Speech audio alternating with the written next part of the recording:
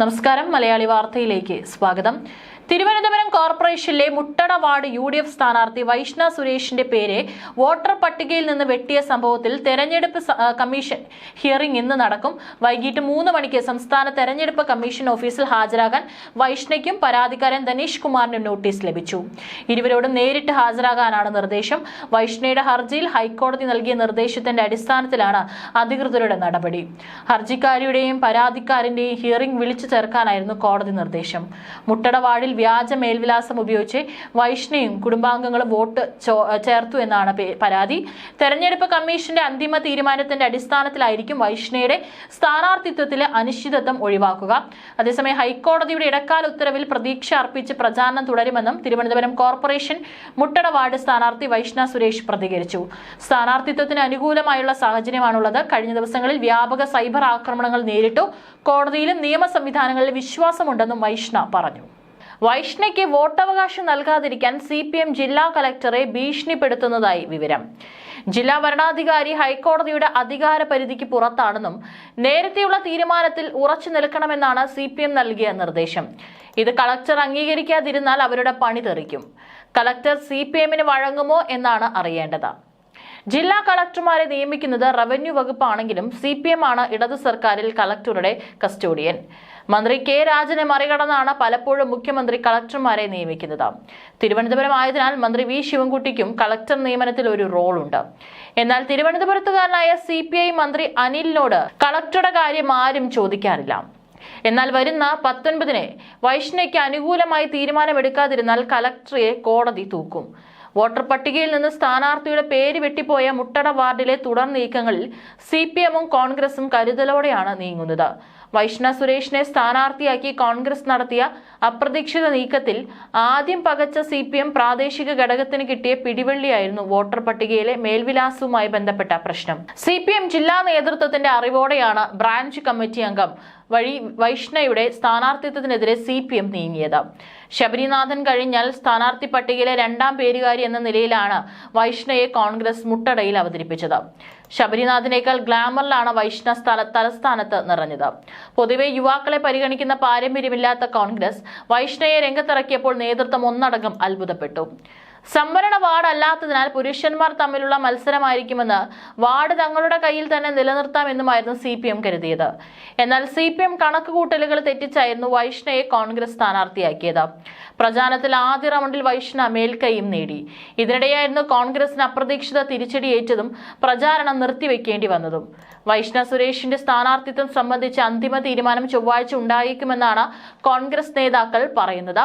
Electoral registrar ഓഫീസറുടെ നടപടി പുനഃപരിശോധിക്കണമെന്നാവശ്യപ്പെട്ട് കളക്ടർക്ക് വൈഷ്ണ നൽകിയ അപ്പീലിലാണ് കോൺഗ്രസ് പ്രതീക്ഷ പുലർത്തിയതെങ്കിലും ഫലമുണ്ടായില്ല. ജോലി രാജിവെച്ച് പ്രചാരണത്തിനിറങ്ങിയ തങ്ങളുടെ ഏറ്റവും പ്രായം കുറഞ്ഞ സ്ഥാനാർത്ഥിക്കെതിരെ CPM നടത്തിയ നീക്കത്തിനെതിരെ കോർപ്പറേഷനിലെ എല്ലാ വാർഡുകളിലും പ്രചാരണം നടത്താനാണ് കോൺഗ്രസ് ആലോചിക്കുന്നത്. സമൂഹമാധ്യമങ്ങളിൽ വൈഷ്ണയ്ക്ക് അനുകൂലമായി വരുന്ന പോസ്റ്റുകൾ യുവാക്കൾക്കിടയിലും അനുകൂല വികാരമുണ്ടാക്കുമെന്നാണ് നേതാക്കളുടെ പക്ഷം. വൈഷ്ണയുടെ സ്ഥാനാർത്ഥിത്വം തള്ളിപ്പോയാൽ പകരം ആര് എന്ന ചോദ്യവും കോൺഗ്രസിനെ അലട്ടുന്നുണ്ട്. NGO അസോസിയേഷന്റെ സംസ്ഥാന നേതാവായിരുന്ന കോട്ടാത്തല മോഹനും 2023 മുട്ടടയിൽ നടന്ന ഉപതെരഞ്ഞെടുപ്പിൽ മത്സരിച്ച ലാലനുമാണ് പരിഗണനയിലുള്ളത്.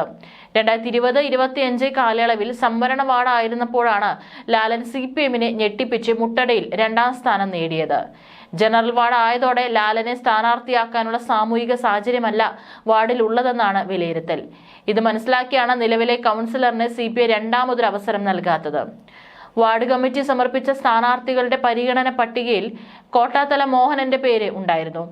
എന്നാൽ യുവ പ്രാതിനിധ്യമാണ് വൈഷ്ണയ്ക്ക് വഴിയൊരുക്കിയത്. സംസ്ഥാന നേതാക്കളുമായി അടുത്ത ബന്ധമുള്ള കോട്ടാത്തല മോഹനൻ തൊട്ടടുത്ത വാർഡായ കേശവദാസപുരത്താണ് താമസം. ചൊവ്വാഴ്ചയോടെ ഒരു തീരുമാനമുണ്ടാകുമെന്ന് വൈഷ്ണയ്ക്ക് മത്സരിക്കാൻ പറ്റുമെന്നാണ് പ്രതീക്ഷയെന്നും കോട്ടാത്തല മോഹനൻ പറഞ്ഞു. അതേസമയം വൈഷ്ണയെ മാറ്റേണ്ട സാഹചര്യമുണ്ടായാൽ യുവാക്കൾക്ക് തന്നെ പ്രാതിനിധ്യം കൊടുക്കണമെന്ന അഭിപ്രായവുമുണ്ട്. അന്തിമ തീരുമാനം വന്ന ശേഷം മതി ഇത് സംബന്ധിച്ച ചർച്ചയെന്നാണ് കോൺഗ്രസ് നേതാക്കൾ പറയുന്നത്. കൗൺസിലറുടെ നിര്യാണത്തെ തുടർന്ന് 2023 ഉപതെരഞ്ഞെടുപ്പ് നടന്ന മുട്ടട വാർഡിൽ LDF സ്ഥാനാർത്ഥിയായി മത്സരിച്ച അജിത് രവീന്ദ്രൻ 203 വോട്ടിന്റെ ഭൂരിപക്ഷത്തിലാണ് വിജയിച്ചത്. 1228 വോട്ടുകളാണ് അജിത്തിന് ലഭിച്ചത്. UDF സ്ഥാനാർത്ഥി R ലാലിന് 1025 വോട്ടും. 2020 രണ്ടാം സ്ഥാനത്തെത്തിയ NDA ഉപതെരഞ്ഞെടുപ്പിൽ 765 വോട്ടുകളോടെ മൂന്നാം സ്ഥാനത്തേക്ക് തള്ളപ്പെട്ടു. മുട്ടട വാർഡിൽ LDF അല്ലാതെ മറ്റൊരു മുന്നണിയും ഇതുവരെ ജയിച്ചിട്ടില്ല. 2023 വാർഡ് നിലനിർത്താനായെങ്കിലും LDFന്റെ കണക്കുകൂട്ടലുകളെല്ലാം പിഴച്ചു. 2020 പകുതിയിലും താഴെയായി ഭൂരിപക്ഷം. 2020 എല്ലാ ബൂത്തുകളിലും വ്യക്തമായ ഭൂരിപക്ഷം നേടാൻ LDFന് കഴിഞ്ഞിരുന്നു. എന്നാൽ ഉപതെരഞ്ഞെടുപ്പിൽ 4ാം നമ്പർ ബൂത്തായ കുറവൻകോണം സ്കൂളിൽ 67 വോട്ടുകൾക്ക് UDF സ്ഥാനാർത്ഥി ലീഡ് ചെയ്തു. ആകെ പോൾ ചെയ്ത 3018 വോട്ടുകളിൽ 40.69% LDFും 33.96% UDFും 25.35% വോട്ടുകൾ NDAയും നേടി. മുൻ മേയർ ചന്ദ്രിക ഉൾപ്പെടെ ജയിച്ച വാർഡായ മുട്ടടയിൽ ജയിച്ചെങ്കിലും ഉപതെരഞ്ഞെടുപ്പിൽ വോട്ട് കുറഞ്ഞത് CPMനുള്ളിൽ ചർച്ചയായിരുന്നു. ഇതിന് പിന്നാലെ പേരൂർക്കട ഏരിയ കമ്മിറ്റിയിലും നേതാക്കൾക്കെതിരെ അച്ചടക്ക നടപടിയുണ്ടായി. ഏരിയ കമ്മിറ്റി അംഗങ്ങളായ ജയപാൽ, സുനിൽ എന്നിവർക്ക് എതിരെയാണ് നടപടിയുണ്ടായത്. വാർഡ് പിടിവിട്ടു പോകരുതെന്ന വാശിയിലാണ് കേശവദാസപുരത്തെ സിറ്റിംഗ് കൗൺസിലറായ അംശു വാമദേവനെ CPM മുട്ടടയിൽ ഇത്തവണ കളത്തിലിറക്കിയത്. 24 വയസ്സുള്ള പെൺകുട്ടിക്ക് സാങ്കേതിക കാരണം പറഞ്ഞ് തെരഞ്ഞെടുപ്പിൽ മത്സരിക്കാനുള്ള സാധ്യത ഇല്ലാതാക്കരുതെന്നും ഹൈക്കോടതി പറഞ്ഞു. വോട്ട് വെട്ടലിനെ ചോദ്യം ചെയ്ത് സമർപ്പിച്ച ഹർജിയിൽ ഇടപെട്ടുകൊണ്ട് ഹൈക്കോടതിയുടെ കർശന നിർദ്ദേശം. വോട്ടർ പട്ടികയിൽ നിന്ന് ഒഴിവാക്കിയ നടപടിയിൽ അസാധാരണ അധികാരം ഉപയോഗിക്കുമെന്ന് കോടതി മുന്നറിയിപ്പ് നൽകി.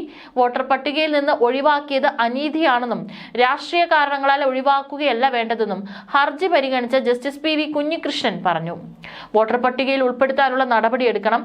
ഒരാൾ മത്സരിക്കാൻ ഇറങ്ങിയതാണ്, സ്ഥാനാർത്ഥിത്വം പ്രഖ്യാപിച്ചു. രാഷ്ട്രീയ കാരണത്താൽ ഒഴിവാക്കുകയല്ല വേണ്ടതെന്നും കോടതി വ്യക്തമാക്കി.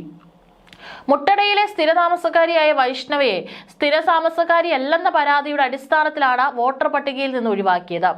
അടിയന്തര സ്വഭാവം മാനിച്ചാണ് ഹൈക്കോടതി തിങ്കളാഴ്ച കേസ് പരിഗണിച്ചത്. തീരെ പ്രതീക്ഷിക്കാത്ത വിധിയാണ് ഹൈക്കോടതിയിൽ നിന്നും CPMന് കിട്ടിയത്. ചൊവ്വാഴ്ച വീണ്ടും ഹിയറിംഗ് നടത്തി 19 മുൻപ് ഉത്തരവിറക്കണമെന്ന് ജില്ലാ കളക്ടറോടും ഹൈക്കോടതി ആവശ്യപ്പെട്ടു. ഹൈക്കോടതി രേഖകൾ പരിശോധിച്ച് തീരുമാനമെടുക്കണം. പരാതിക്കാരനായ ധനേഷ് കുമാറിനോട് ഹിയറിംഗിൽ ഹാജരാകണമെന്ന് ഹൈക്കോടതി നിർദ്ദേശമുണ്ട്. സാങ്കേതിക കാരണങ്ങളായി പറയുന്നത് തെരഞ്ഞെടുപ്പ് കമ്മീഷന്റെ പിഴവാണെന്നും തന്റെ ഭാഗത്തു നിന്നുള്ള പിഴവല്ലെന്നും വൈഷ്ണവ് കോടതിയിൽ പറഞ്ഞു. തിരുവനന്തപുരം കോർപ്പറേഷനിൽ UDF അവതരിപ്പിക്കുന്ന ഏറ്റവും പ്രായം കുറഞ്ഞ സ്ഥാനാർത്ഥിയാണ് 24-കാരിയായ വൈഷ്ണവ് സുരേഷ്. ആദ്യം പ്രസിദ്ധീകരിച്ച പട്ടികയിൽ പേരുണ്ടായിരുന്നുവെന്നും CPM പരാതി നൽകിയപ്പോൾ സ്ഥിരതാമസക്കാരി എന്നതിന്റെ രേഖകളെല്ലാം ഹാജരാക്കിയതായും ഇവർ പറഞ്ഞു. വോട്ടർ പട്ടികയിൽ നിന്ന് ഒഴിവാക്കിയതിനെതിരെ കോർപ്പറേഷൻ മുട്ടട വാർഡിലെ കോൺഗ്രസ് സ്ഥാനാർത്ഥി വൈഷ്ണവ് സുരേഷ് അപ്പീലും നൽകിയിരുന്നു. വൈഷ്ണയും അഭിഭാഷകനും വട്ടിയൂർക്കാവ് മണ്ഡലത്തിന്റെ ചുമതലയുള്ള സഗിലും രാവിലെ 10 മണിയോടെ കലക്ടറിലെത്തി 1.5 മണിക്കൂർ കാത്തിരുന്നിട്ടും കലക്ടറെ കാണാൻ കഴിഞ്ഞില്ല. മീറ്റിംഗുകളിൽ പങ്കെടുക്കുന്നതിന് തിരക്കായതിനാൽ കാണാൻ കഴിയില്ലെന്ന മറുപടിയാണ് ലഭിച്ചത്. ഒടുവിൽ 11:30യോടെ ADM ഇവരുടെ പക്കൽ നിന്ന് അപ്പീൽ വാങ്ങി രസീത് നൽകുകയായിരുന്നു.